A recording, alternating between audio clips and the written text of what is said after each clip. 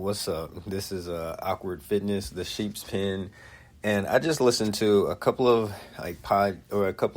clips from First Take on YouTube. Like I had to say something. I mean, I guess I didn't have to. I just wanted to. So yeah, I literally just saw Molly Quorum and Stephen A. and Kendrick Perkins, and the YouTube clip was, do the Lakers have an AD problem? I think Kendrick Perkins and Stephen A. like really handled the question well, and the moderation by Molly Quorum was like really like very interesting. Like it's like this barbershop talk, and it's like you put a woman in the barbershop for the barbershop talk to moderate. And I don't know if it's so that women can understand it, or if it's like, it's literally like you see the two different like parallels in conversations between like how men think and how women think, but you have a woman moderating it. So Stephen A is trying not like, in my mind, this is what I see. It's like Stephen A is trying his hardest not to get like what do you call it? Soundbite. Like they try not to take, like he's trying his hardest not to get this like soundbite of the Lakers have an AD problem. Like that's the soundbite he's trying to avoid. But Molly's like, you're not answering the question directly. And I've heard that so many times, because it's like, it's not, you can't really answer the question that way. You know what I mean? And it's like, no, but you have to be direct. And it's just like the parallels of how men and women think. It's just funny. It was funny to me. And I want to say, like, I know I was sharing earlier about, the game that I watched. I didn't get to check out the Suns game, the Suns and Lakers, but I definitely understand that. I definitely understand that there was an issue with the caliber of player that he is, and that his expectations, because of Los Angeles, that it's like he should be playing better. But the extension that he signed, and just for the expectation of who he is, like, I think he said on another clip, he was like, he should be averaging 28, 12, and 2 blocks a game. Like, this is Anthony Davis that set the block record in NCAA at Kentucky, that Nerlens Noel, I think, ended up like breaking a year later, but not understanding that like Anthony Davis's offensive game allowed him to have the career that he has, right? Like he is one of the top 5 players in the league, period. Like he is currently active. I don't know in which order you set that. That's hard. I mean, I think you say like, I mean, really the top 10 players are literally like interchangeable. It's just like you pick one any given night, any situation, and they're the best player in the league. Jokic is, I think, the best player. Like he's just in his own category. Like you just that's hard. Curry, best player, hard. I get the Curry Magic Johnson debate about like who's the better point guard.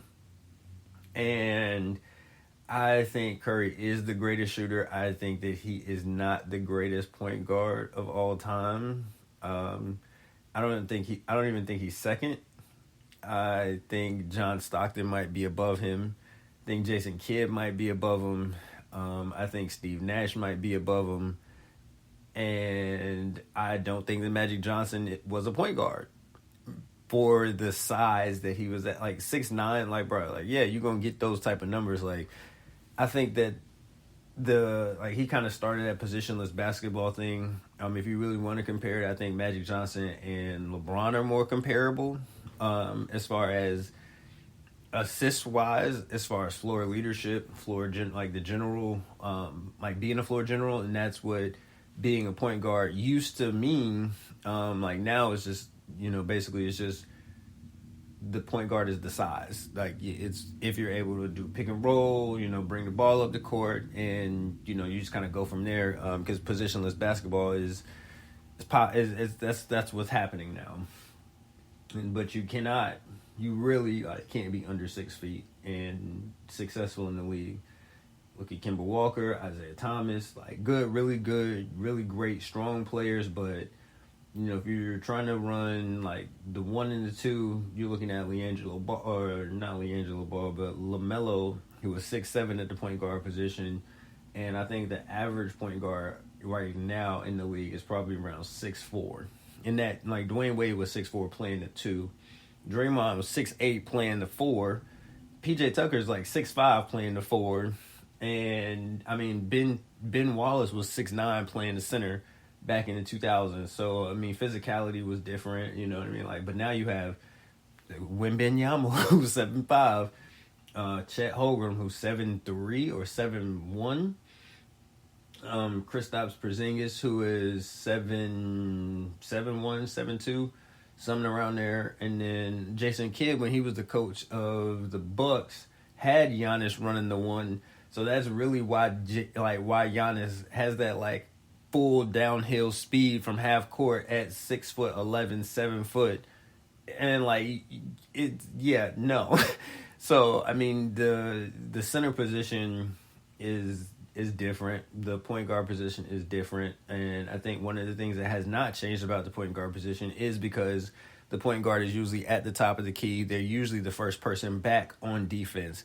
So it means that they're not only the offensive anchor, but they're also the defensive anchor. That's why you see like Rajon Rondo is just like, his IQ is just so high. He's able to, like Rajon Rondo had like some of the craziest stats because of his mind, because of his talent, his ability. Like he could score the basketball, but he didn't start scoring until like later in his career. Like he really like watched first. You know what I'm saying? Like coming from Kentucky to the Boston Celtics, like a championship team.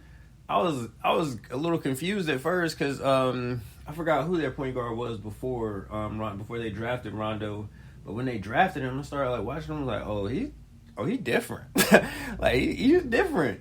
Because he would go out and give you like 4 points, 6 rebounds, 11 assists, 2 turnovers. I think like Rondo used to have like games of no turnovers, like back to back. Chris Paul in his heyday, like 1 turnover, 2 turnovers, like very, very, very efficient point guard, very wise on defense. He had like average like 2.5 steals a game, something like that. I don't know the statistics on it. Like I'm not looking at the numbers, but he was like, that defensive element is missing from Curry. And I think that it's very possible that he could develop it, and that this year could be the year that he can like step into it, especially like Chris being there. Like they can kind of like feed off of each other. Like Curry really has a chance to, actually both of them have a chance to elevate their game in a different way. Like Chris Paul can definitely like learn from Curry, and Curry can learn from him. It was like, if you mix those two together, that would give you the best point guard in the history of basketball, period. Like, it just would. And I don't think Magic is a point guard. Like, I just don't. I think he's a positionless, small, powered point, positionless player. He was that's my take on it. But the Molly Quorum, Stephen A. Smith, Kendrick Perkins is AD Lakers' problem. I feel Stephen A. Like, I feel what he's saying. He's saying like no, but yes at the same time. Like yes, because of the expectation, because it's not more than what is expected of him because he's so great. You know what I mean? And I think that a part that is kind of overlooked is the fact that he had been that, like, he was that in Kentucky, definitely was that in for New Orleans, for the Pelicans. Like, the brow was absolutely insane. Like, DeMarcus Cousins and Anthony Davis together was pretty much like we thought it was going to be a championship. DeMarcus Cousins, Rondo, and Anthony Davis. But Anthony Davis just does not stay healthy all the time. And it's not that he misses games. It's just like, I don't think the physicality, like, he can't be as physical as I think he might want to be because of the, like, being injury prone. and stuff like that. I really hope that he gets. I don't know what has to happen, but I really want him to not be injury prone. Like I really want him to play extremely well and just go out there. And I want to see Lakers win another chip. I want to see Bron get another one. I'm one of those now. I'm a Bron fan, Laker fan first, but definitely a Bron fan just because of who he is for the game of basketball and as an athlete. As him being an athlete, not me. I just think that he's had an extremely great career, and I would love to see him close the gap in that debate as far as like the greatest player. I mean, honestly, I don't think you can say of all time. It has to be generational based because there's no way you put a 6'8", at 6'8", 6'9", 230, 50-pound athlete running a 4'4" in any situation that they don't dominate, like in the sport of basketball. There's no way. And you can say, I think the one thing though about that debate is that Jordan would have adjusted if LeBron would have been in that cat. Like if he would have been in the league at that time, he would have definitely found a way to be like, you know what, we gotta win somehow. I don't care how you go out and get a bucket. I don't care how I get it. Like Jordan would have wanted to win.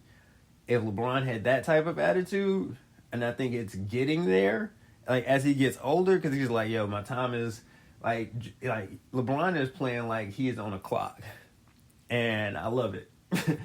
And not as far as like his injury or anything, like being injury prone or anything like that later in his career. I think that he just feels the weight of his legacy. Like he already has the scoring title. Like think he's getting ready to score the most points in basketball history, period. Like, so I mean, at this point right now, he doesn't really have anything to prove, but it's something like that's driving him. Like I think it was him playing with his son, but then his son got he had that like heart thing going on.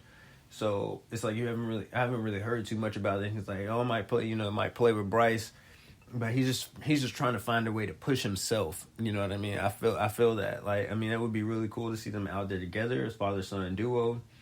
But I think he's been trying to like push himself, and I think he's been trying to like tap into that next gear. And he's such a family man. He's such a like. He's just like, bro, I think like this might be the way to do it. You know what I'm saying? Like, he's wanted to play with his brothers. He wanted to play with D Wade. He wanted to play with Bosh. He wanted to play with Melo. Like that's the type of man that he is. So I think that drives him. But I think there's something else that's like happening to him right now. He's like, yo, I feel like I see it. It's just like he's getting to this I need this stage, and that's different. In year 21. I'm here for it. But I don't think the Lakers have an AD problem either. I think that was just really funny watching like Molly say that, because I'm like, I see me and Akila talking. Like I see me and my wife. Like I see what's going on here. Like I'm paying attention. She's like, answer the question directly, Lord. Like answer. I said, is AD a Lakers problem? Like, you're not answering the question. I was like, look, Molly, listen, the way the internet works, the way that people take sound bites, I am answering the question in man speech. I am mansplaining this answer. And she's like, just answer the question, yes or no. It's like, it's more complicated than that, because when he's healthy and he's playing to his level, like his greatness, like his ability, no, he's not a problem. But the problem is that he can't get there consistently without the injuries and stuff. So, I mean, it's a yes and no. It's a gray area. It's not a no. And, I mean, Perkins was like, that it's a D-Lo problem. I can't say that he's wrong. Like, the point guard position, you gotta set your players up. You gotta set them in order. And I think D'Lo is a scoring point guard, and I think we're kind of getting like, I think basketball is taking like two turns. Like there is the European skills and fundamentals that are coming over here. Then there's also the creativity but there's also the like getting back to the basics. That's like, yes, because of European basketball, but also because it's like, if you want to start, utilizing the pick and pop, if you want to start, really just having a really effective offense and not just like spreading the floor, coming down the court, shooting three, like that was cool when it was game changing. And the three does way more than the two because it's 3 points. So, I mean, but when teams are shooting like 8 for 44, what was that, Boston? I think it was Boston or somebody in the playoffs, or it was Houston in the playoffs, went like, and it was Harden's Houston Rockets. Then 2016, they shot like 43s and missed, I want to say it was like, they missed like 30-something threes. It was just like, yo, that's not working.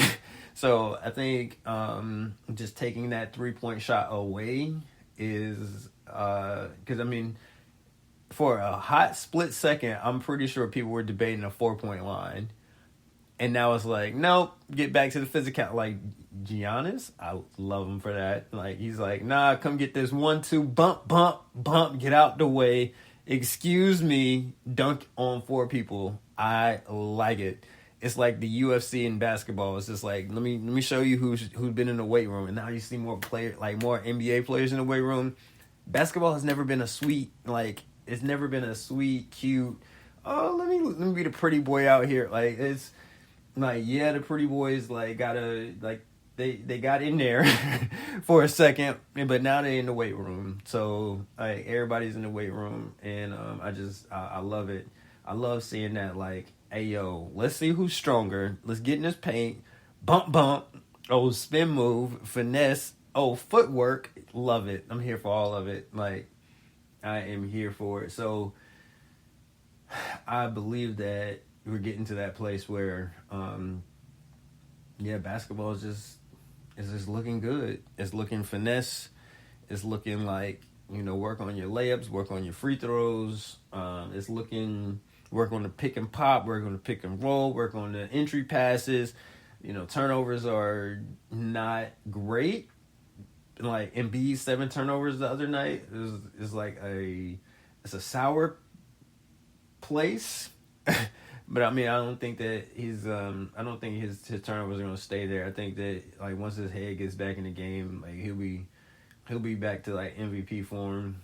And I mean, yeah, like I would have a really hard time playing the Bucks and Giannis and Dame and really being like down a player who was like, yo, I wanted to make sure you get the MVP, I wanted to make sure you get the ring, like, so I'm trying to celebrate you, I'm trying to be, X, Y, and Z, and it's like you're now letting this, like, it's probably money, it's like you're letting money come in between what you said is like a brotherhood, and it's like it's like you wanted somebody else to win, but at the same time, your argument for going back to Houston was like, I want to go back to that, to that player that I was when I was dropping 50 a game, when, it was like I was arguably one of the greatest scorers of all time. And I get that, but, it's like that's done. Like, now everything that I've heard about James Harden in the last, like, 20 minutes has been,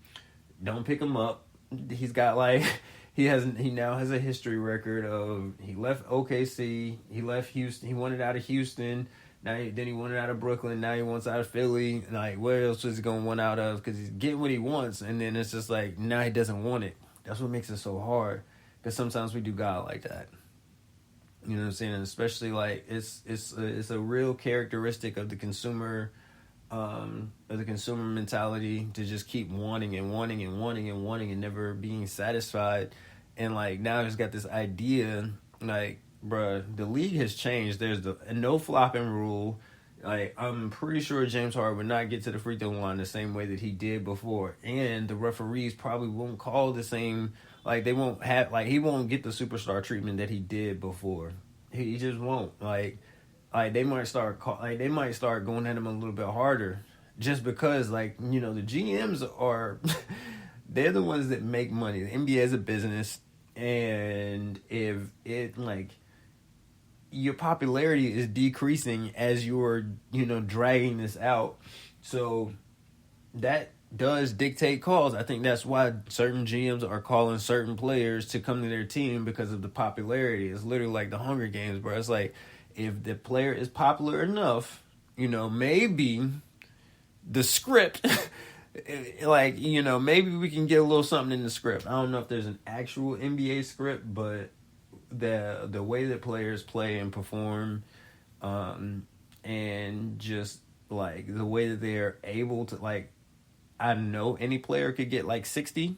Like any player in the league could get 60. Mind you, maybe not the rookies because they don't have the confidence yet. But if you put those rookies in an open gym with some college players or like one level down, bro, they'll go off for 80. Like, like no questions. It'll be scoop, scoop. That's all you're hearing. Like, dang, bro, this player looking like LeBron. Yes. That I think they would all be looking like LeBron if they went to like one level down. So, as the bar is raising, James Harden is gonna have to raise his bar. He's gonna have to. He's gonna have to raise his professionalism. He's gonna have to come back with a whole different game. Like I pray that that maybe he's not in the Sixers gym. But maybe he's in somebody's open gym. You know what I'm saying? Like, maybe he's in there putting in work, putting in shots. Like, maybe this is the time that he's not going to be that same Harden, but he's going to be a different Harden. Like, he's going to come back with, like, more in his bag. Like, his James Harden bag was crazy. Like, outside of the, the step back, the side step, that stuff just worked. Like, but his bag was deep. Like, deep. So if you just add some more to it and start like slowly just trickling some stuff out, and he actually helps the Sixers elevate to that next level, and then he gets in the playoffs and they elevate past the second round and matriculate past the second round to the finals, which they haven't been in since 2001. I think that changes the conversation and changes the narrative.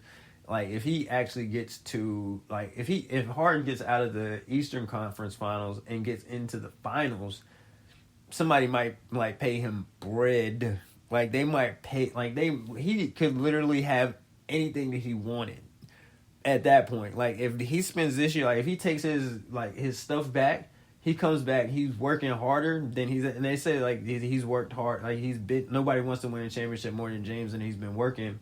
But it's like, if he works even harder,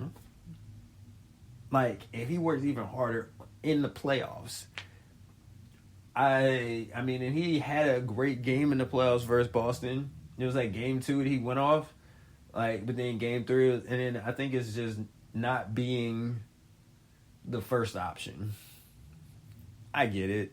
It's just when you're that guy, when you're the alpha, it makes your mind work a little bit easier. So, yeah, that's that turned into a whole lot more than I thought it was gonna be. But because I did kind of go hard on Harden in the first pod, because I was like, bro, he's like a cancer. But then I was like, everybody's saying that, and I'm like, he's not. He just wants to get back to that place to where he was at before. And I think that he shouldn't let this be a setback. He shouldn't let this be a roadblock. You know what I'm saying? The fact that he wants to go to LA, cool. You want to go back to the Western Conference, but like take this year as a developmental year and just go back and put your head down and get to the finals. Like if you get to the like the NBA finals, I think you have a whole different conversation, because now it's like, oh, it's the OKC, that's the OKC Harden, and not the Harden that wanted out of Brooklyn. It's not the Harden that wanted out of the Rockets. Like, it's not the Harden that wants to be the selfish, scoring, ball hogging, volume shooter. Like, and now it's the Harden is producing. You know what I'm saying? So I just wanted to say that about him in his game, like. And also just the funny portion about First Take, because that jump was hilarious. Just like, answer the question. You're not saying it yes or no. Simple. It's like, it's not a simple answer. It's not. It's like, yeah, AD is he's good. It's just he's good when he's good, and when he's not, he's not. And my man Stephen A. say, "Yo, are you gonna sit here and tell me a high altitude getting bumped?" Yo, that was funny because Kendrick Perkins was like aggressive in his day, and he was on the Celtics too. So I mean, it's like they had called Perkins, and it's funny because I remember Glenn Baby Davis, like he was supposed to be Baby Shaq, you know. He was trying to pull some like in a NBA health insurance fraud, so he's going through some stuff, but yeah. So I mean, if you look at the type of player that Perkins was, for him to give that answer is funny. So that's the second pod for the day. I mean, there's enough content out now for a while. Like, it should be good. But yeah, I'm headed out. Peace.